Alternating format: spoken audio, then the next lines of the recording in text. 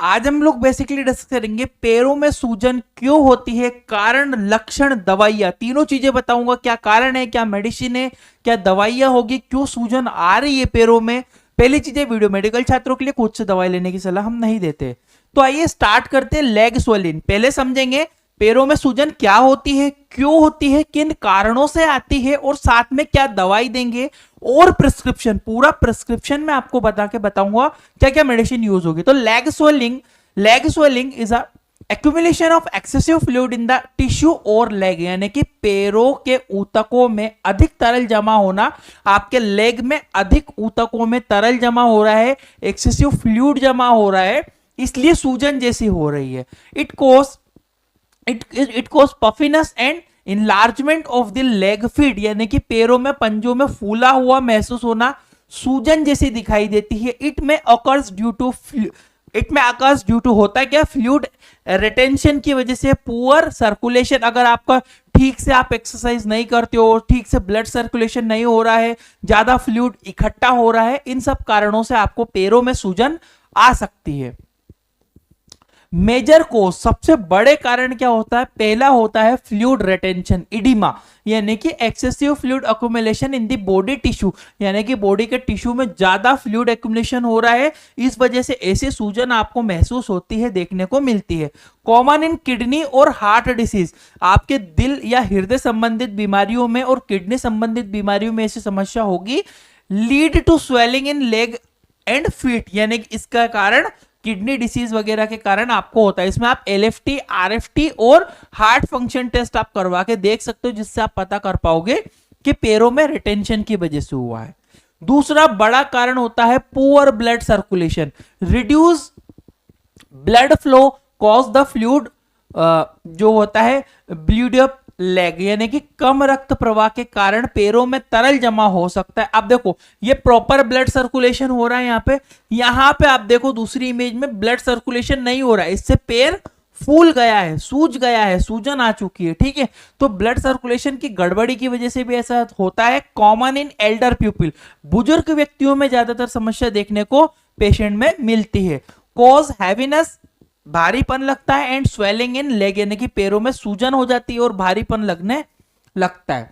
तीसरा बड़ा कारण किडनी डिसीज, किडनी डिसीज में किडनी जो होती है रेगुलेट करती है fluid balance in the body, यानी कि किडनी हमारे शरीर में जो ब्लड में जो आपका वाटर लेवल है उसको मेंटेन करके रखती है। तो किडनी प्रॉब्लम की वजह से वाटर रिटेंशन होता है, मतलब बेसिकली क्या हो रहा है, किडनी ठीक से ब्लड को फिल्टर नहीं कर रही है, ज्यादा फ्लूइड का एक्यूमुलेशन हो रहा है, वो टिश्यू में जमने लगता है। Leg to swelling in the leg and ankle, यानी कि लीड टू स्वेलिंग, वहां पे सूजन होती है, पैरों में दर्द और सूजन जैसी समस्या हो जाती है पेशेंट को।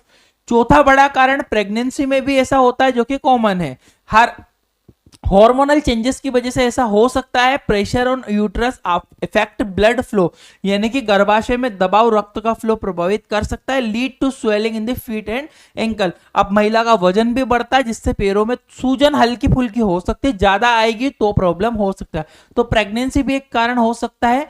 नेक्स्ट होता है इंजरी और इन्फेक्शन, यानी कि इंजरी कॉज इन्फ्लामेशन और टिश्यू, यानी कि बेसिकली चोट लगने पर ऊतकों में सूजन हो जाती है। इन्फेक्शन में कॉज रेडनेस एंड स्वेलिंग, पैरों में संक्रमण और लालिमा जैसी महसूस होती है, और इसमें बेसिकली रिजल्ट करता है पेनफुल स्वेलिंग। तो इंजरी और इन्फेक्शन की वजह से भी आपको ऐसा हो सकता है।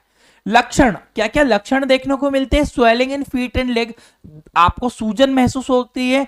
टाइट और स्ट्रेच स्किन, यानी कि आपको बहुत ज्यादा खिंची खिंची त्वचा दिखने लगती है। पेन और हैवीनेस इन द लेग, यानी कि पैरों में दर्द या भारीपन लग सकता है। डिफिकल्टी वॉकिंग, चलने में समस्या हो सकती है। डायग्नोसिस, क्या टेस्ट आप करा के पता कर पाओगे, तो ब्लड टेस्ट में आप सीबीसी, किडनी फंक्शन टेस्ट आपको स्पेशली प्रिस्क्राइब करना है। Next liver function test, LFT आपको करवाना है। यूरिन टेस्ट, आप पेशाब की जांच करवा के पता कर सकते हो कि भैया बीमारी क्या है, क्या प्रॉब्लम हो रही है।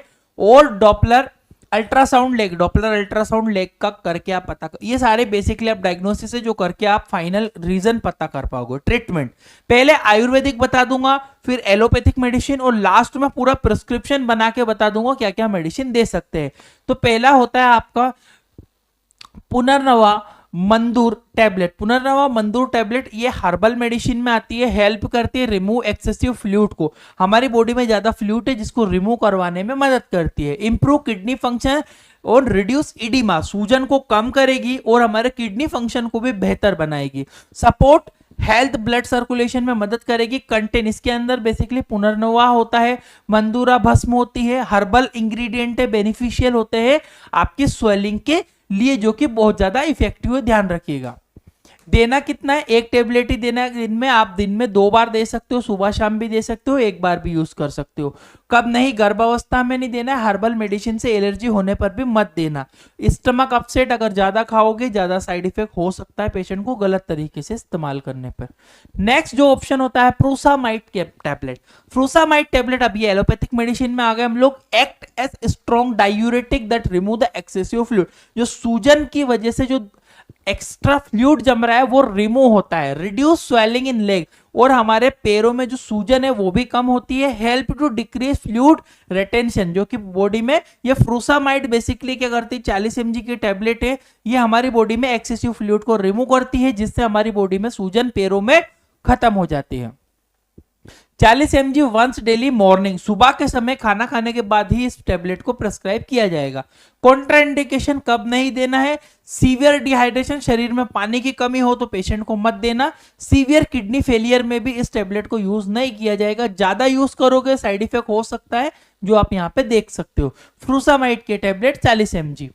नेक्स्ट ऑप्शन आपके पास अवेलेबल होता है एम्लियोराइड और फ्लोरोसेमाइड। एम्लियोराइड और फ्लोरोसेमाइड जो है ये भी बहुत इफेक्टिव है, हेल्प टू करते हैं रिमूव एक्सेसिव फ्लूइड को बॉडी में से, रिड्यूस करती है स्वेलिंग लेग एंकल, यानी कि पैरों में सूजन को ये कम करेगी, और मेंटेन करती है पोटेशियम बैलेंस इन बॉडी, और हमारे शरीर में ये पोटेशियम को भी मेंटेन करेगी। इंप्रूव करेगी नर्व सिम्टम, इंप्रूव करेगी symptom of oedema and heaviness, आपके पैरों में जो सूजन है लक्षण है उसको ये कम कर देती है।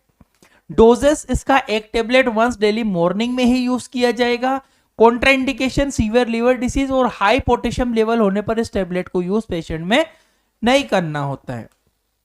नेक्स्ट आती है हिपेरिन जेल, एक जेल फॉर्म भी आता है जो कि सूजन कम करने में मदद करता है। इंप्रूव लोकल ब्लड सर्कुलेशन, जो लोकल ब्लड सर्कुलेशन है उसको इंप्रूव करता है। Help reduce swelling and inflammation को रिड्यूस करता है और सूजन को कम करने में मदद करता है। आपका हिपेरिन का जेल इजी ब्लड सर्कुलेट कर देता है। प्रिवेंट क्लॉट फॉर्मेशन, बचाता है रक्त का थक्का जमने से भी मेंटेन हेल्प करता है। Provide relief pen and heaviness, जो दर्द महसूस हो रहा है पेशेंट को, हेवीनेस लग रहा है पैरों में, उसके ऊपर थोड़ा लगाने पर ये वहां का ब्लड सर्कुलेशन बेटर कर देता है। लगाना कितना है, 2 से 3 बार ही लगाना है। कॉन्ट्राइंडिकेशन ओपन घाव पर और मेडिकल एलर्जी होने पर इसको नहीं लगाया जाएगा। आइए प्रिस्क्रिप्शन देख लेते हैं, कैसे प्रिस्क्रिप्शन मैंने बनाया यहाँ पे। तो पहली टेबलेट पेशेंट को फ्रूसामाइड, ये एडल्ट का फिक्स्ड डोज है। फ्रूसामाइड टेबलेट 40 mg ओडी दिन में 5 दिनों तक आपको देना है, दिन में 1 बार। एम्लियोराइड टेबलेट जो 5 mg की है, ओडी दिन में 5 दिनों तक देना है, दिन में 1 बार पेशेंट को। और पेंटाप्राजोल 40 mg ओडी यूज करना है। हेपेरिन जेल लगाना है जहां पे पैरों में सूजन हो, और साथ में एडवाइस करना है पेशेंट को ज्यादा देर तक खड़ा ना रहना, बैठना है, पेशेंट को आराम करना है, और नमक का सेवन कम करना है। बेसिकली नमक आप पेशेंट को बंद कर दोगे या कम कर दोगे, ठीक है। रोज हल्की वॉकिंग करना है, लेग की एक्सरसाइज करना होती है। अब ये तो हो गया टॉपिक खत्म।